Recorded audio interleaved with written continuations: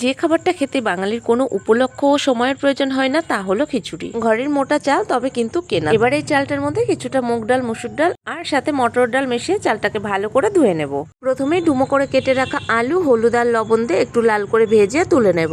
এরপর হাঁড়ি বসিয়ে হাঁড়ির মধ্যে জল দিয়ে জলটা একটু উষ্ণ গরম হয়ে গেলে ধুয়ে রাখা চালগুলো দিয়ে দেবো আর সাথে দেবো লবণ আর হলুদ। এইবারে খিচুড়ির এই ভাতটা ফুটতে ফুটতে কয়েকটা কাঁচা লঙ্কা, আদা আর টমেটো একটু পাটাতে বেটে নেব। আর এদিকে ভাতটাও উতলে গেছে আর ভাতের মধ্যে আমি আলুটা দিয়েছি, ভিডিওটা একটু স্কিপ হয়ে গেছে। এরপরে ভাতের হাঁড়িটা একটু সরিয়ে নিয়ে কড়াতে তেল দিয়ে তেলের মধ্যে জিরে, তেজপাতা, শুকনো লঙ্কা ফোড়ন করে দেবো বাটা মশলাটার সাথে একটু হিং দিয়েছি, কারণ হিংটা দিলে খিচুড়ির টেস্টটা আর একটু ভালো আসবে। আর এর সাথে দিয়েছি অল্প জিরে গুঁড়ো, ধনে গুঁড়ো আর রঙের জন্য কাশ্মীরি লঙ্কার গুঁড়ো। সাথে সামান্য একটু জল দিয়ে মশলাটা ভালো করে কষিয়ে নেব। পরে হাঁড়ি বসিয়ে মশলাটা দিয়ে সবটা ভালো করে মিশিয়ে নেব আর দেবো অল্প পরিমাণে চিনি, গরম মশলার গুঁড়ো আর ঘি।